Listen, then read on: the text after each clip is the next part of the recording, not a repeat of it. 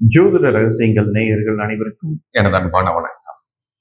இன்னைக்கு நம்ம இந்த வீடியோல எதை பத்தி பார்க்க போறோம்னா, நீங்க மருத்துவர் ஆகணும் அப்படின்னா உங்க ஜாதகத்துல என்ன விதிகள் இருக்கணும். இன்னைக்கு மருத்துவம் அப்படிங்கிறது எல்லாத்துக்கும் ஒரு ஆசை, ஒரு ரொம்பவுமே எதிர்பார்ப்புகள்.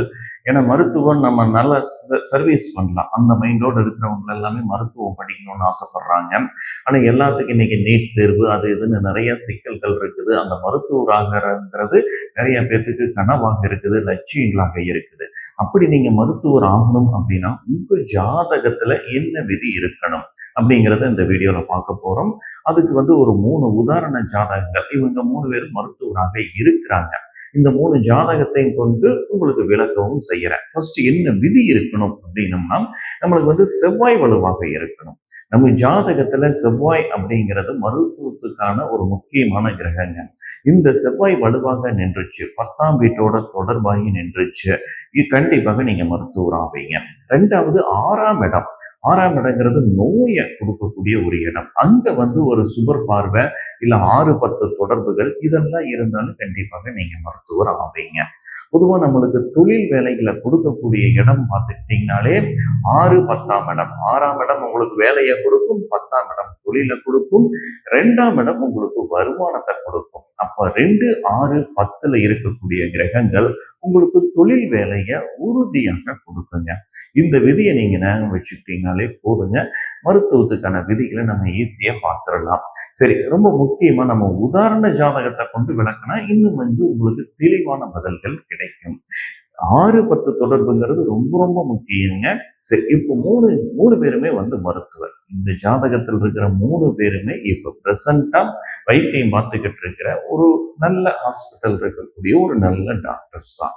சரி, இப்போ முதல் ஜாதகம் 5/2/1989 பிறந்தவர், 6:14 PM. இவருடைய லக்னம் பார்த்துக்கிட்டீங்கன்னா கடக லக்னம், ராசி நம்மளுக்கு மகர ராசி. சரி, இப்ப இவருக்கு நடந்துட்டு இருக்கிறது குரு திசையில சனி புக்தி. இவர் மருத்துவராக இருக்கிறாரு. நான் ஏற்கனவே சொன்ன மாதிரி 10ஆம் வீட்டுல செவ்வாய், 2, 6, 10கள்ல செவ்வாய் வலுவாக இருந்துச்சுன்னா அவங்க மருத்துவர். இந்த ஜாதகத்துக்கு 10ஆம் வீட்டுல செவ்வாய் ஆட்சி பலத்தோட நிக்குது, அதனால இவர் மருத்துவர். சரி, 6-10 தொடர்பாகுதா அப்படின்னு கேட்டா 6ஆம் வீட்டுல நம்மளுக்கு சனி நிக்குது, 6ஆம் அதிபதி குரு நம்மளுக்கு 11ஆம் வீட்டுல. இன்னொன்னு 10ஆம் அதிபதி செவ்வாய் தான். அப்ப 10, 6ஆம் அதிபதியான குருவும் 2ம் பக்க வீடுகள்ல நிக்குது, ஒரு 16 டிகிரி இணைவுல இருக்குது. இதுவும் 6-10 தொடர்பு தான். அதே மாதிரி 10ஆம் வீட்டுல செவ்வாய் நிற்கிறது சிறப்பு தான். ராசி லக்னத்துக்கு 10ஆம் வீட்டோட தொடர்பாகுதான்னு கேட்டா, இங்க ராசிக்கு 4ஆம் வீட்டுல நிக்கிற செவ்வாய் ராசிக்கு 10ஆம் வீட்டை பார்க்கும். அப்ப ராசி லக்னம் 2க்குமே 10ஆம் வீட்டோட செவ்வாய் தொடர்பாகுது. அந்த செவ்வாய் ஆட்சி பலத்தோட நிக்குது, ஒரு 16 டிகிரி இணைவோட குரு கூட இருக்குது. குருவும் செவ்வாயும் பக்கத்து வீடுகள்ல 6-10 தொடர்பாகுது. 6-10ஆம் அதிபதிகள் பக்கத்து வீடுகள்ல ஒரு 16 டிகிரி நெருக்கத்துல இருக்கிறதுனால இவர் மருத்துவராக இருக்கிறாரு. நல்ல சக்சஸ்ஃபுல் மருத்துவராக வருவாரு. சரி, அடுத்த ஜாதகத்தை நமக்கு பார்க்கலாம். சரி, அடுத்த ஜாதகம் பார்த்துட்டீங்கன்னா இவர் மேச லக்னம். லக்னமே செவ்வாயுடைய லக்னம். மேச லக்னம். இவருடைய ராசி பார்த்துட்டீங்கன்னா கன்னி ராசி. சரி, இப்போ இந்த மேச லக்னத்துக்கு 2ஆம் வீட்டுல செவ்வாய்.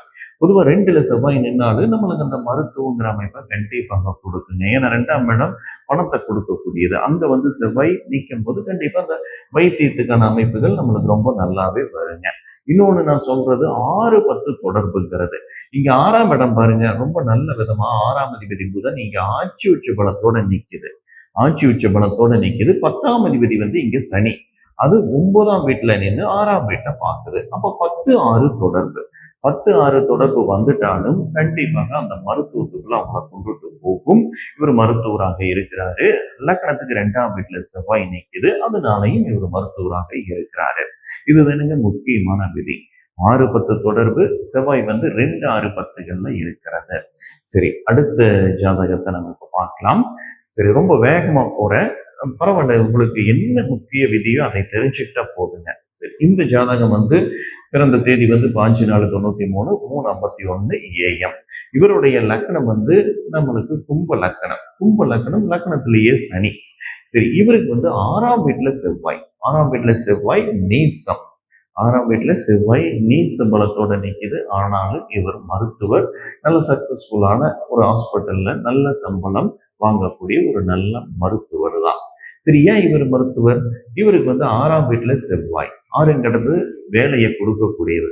ஹாஸ்பிட்டல்ல வேலை தான் பார்க்கிறாரு. 6ஆம் வீட்டுல செவ்வாய் நீசம். இந்த நீசத்துக்கு என்ன நீசபங்கம்? சந்திர கேந்திரத்துல இருந்தால் நீசபங்கம். பொதுவாகவே நீசபங்க விதிகள் நிறைய இருக்குதுங்க. நீசமான வீட்டுக்கு அதிபதி ஆட்சி உச்சம் பெற்றால் அது நீசபங்கம். நீசனோடு ஒரு உச்சம் சேர்ந்தால் அது நீசபங்கம். நீச கிரகங்கள் வக்கரமானாலும் நீசபங்கம்.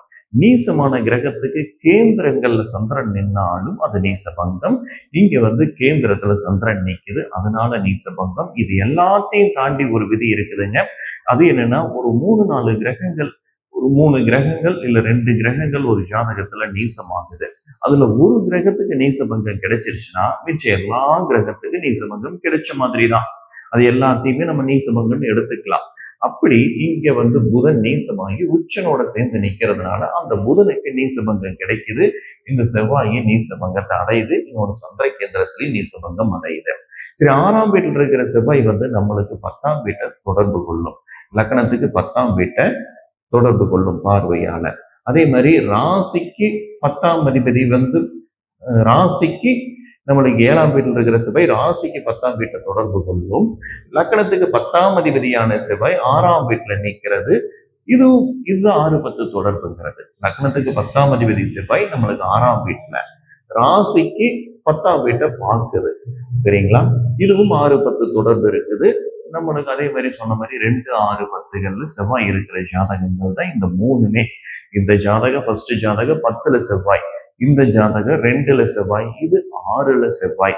எல்லாமே 6-10 தொடர்பு. இங்க 10ஆம் அதிபதி 6ல, இங்க 10ஆம் அதிபதி சனி 6ஆம் வீட்டை பார்க்குது, 6ஆம் அதிபதியும் பார்க்குது. இங்கேயும் அதே மாதிரி 10-6 தொடர்புகள் நல்ல விதமாகவே இருக்குது.